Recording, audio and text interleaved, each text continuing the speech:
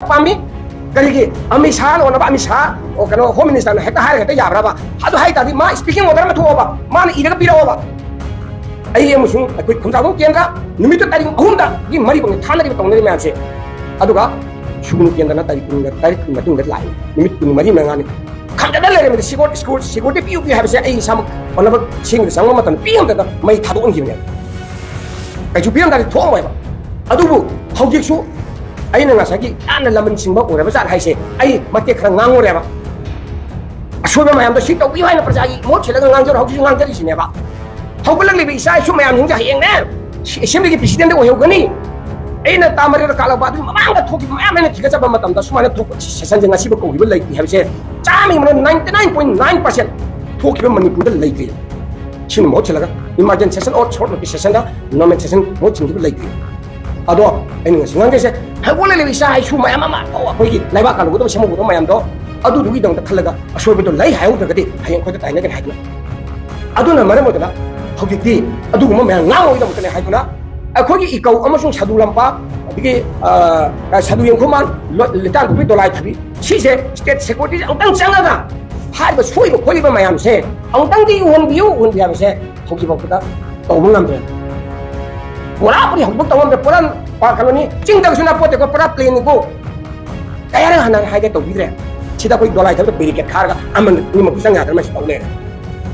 अदुगा प्रजा पुना बक्सिंग अदु हारि बिदमुका हंदचे आइगे केंद्रली की लैरिबा मयु मकै मै लोइना तुमना थादो खराबा अरियंत लखो अदु माइ सित फिलोन मत सेला लाखो सिंगो अदुगी तंगमता लाइबम तौबियो हाइबदा लमदो अखोगी केंद्र लैरिबा लम मयाम लै स्टेट की सुलै ऐ सालसु लै तौजगे तौबियो हाइबदा हामदो होय हारमेबा अैना खरा ngang सा तौबु मतुंदगी दिनेको गसागी कोई केंद्र लैजगे थाबुक सुजनबा दगी ngakse अनपदा दोलाय खेबे तौदनबा हाइना पपोदा का थाबसे तौबिदा दना हंदकसे इनोवेशन तौबुदा ऐ इनवाइट तौबिगे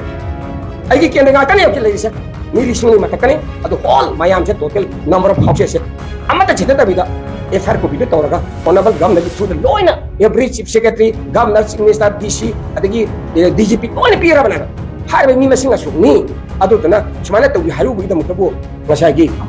हौगिसु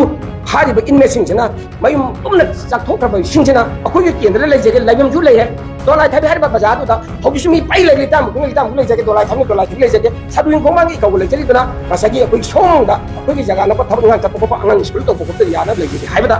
नंग फुदा सिगी कनसिदा अखोगी करि हतारने सादिवागिदा लाइन बिरेन ngरang ji wakapa lai कोई कुनिसला ngoi तो हम तो पीदे ना इन चादे सार अखोगी केंद्र सिमा पि मपानी करिबा सार तुमि ले हागले साजी वादा पुछलगा होगे दोलाय थाब लमसे पाइ लै स्टेट किसु लै आइना सुलम पि लै त आइ सु लै जै पि जगे केंद्र लै हिंदु हाबसे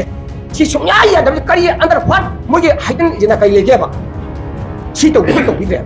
प्रजादि सगी सिना नुमि कदि फ्री दा मेन फ्री बिने क्यां तौगनी मागी थाबक सुबक खोबन तौजननाबा माई जगह तो तौनदना माना हाइजेबदुबु इबक तौबिदबसे मसि तौबिदबा तारबदि मादुगी एनी कंसिक्वेंस थोरको तार मदु दाइ दो श्री लोकेश्वर कोनराम की एमएलए में कुगम दरा अब गवर्नमेंट पुनम प्रोजेक्ट सिमा असीना थोलाबना तदा दो हे तौबा तो तरगदि तो सोरी ए दुदि लंगम दरै हाइजेसिनि अदुना असिगुम्बा अखोने फुल कोऑपरेशन बिजादना इसामक्से नोंगामदन ताहिं चचक खोदन तौजदना होजिबक थाहुम पापुं हेंगलाए ngasiबदा तुत औ पोगाय बोम पोखाय न मन कानन थमदरिसे असिउ खाने लेगदिको लोइना सक्यो सिगो तो लोइ तफान हम यार पतंगम फोटोसी आई खरन सिंग गांगो दुदि अदुना सि पुनमक्से सरकार सिने लेबा कि अफाबा इशू खनबिनमा खनबदार ngasi सेशन कौल सेशन जे मसिना ताइ मदुदि मणिपुर होइबे इशू से करि इशू लेतबा करि इशू नचुंदबा सेंटर ना हारिंगे मणिपुर इमालेबा जे मैते हे जाति पुंतुम तुम द पुंथाक थाक ने लगाना पूरा कोट फू नि योक्सन का थमो एनी नंगेंग यार हाबदो मसिदि प्रमाण जे मसि सेशन जे साखी ओइरे आरामदे कोई इशू मयाम से खनरगा होल कम्युनिटी पुन मुक्ति की रिप्रेजेंट होइबा कोई एमएलए पुन मुसि हुम खनरगा चामाने नुचे रेस्टोरेशन पिस लाना तो घ्याबा कान यादसिन ताकदी पामी करिगे अमित शाह ओनबा अमित शाह ओ कनो होम मिनिस्टर ने हेक्टा हाय हेक्टा याब्राबा हादो हाय तादि मा स्पीकिंग ऑर्डर मा थोबा मान इरगा पिरावबा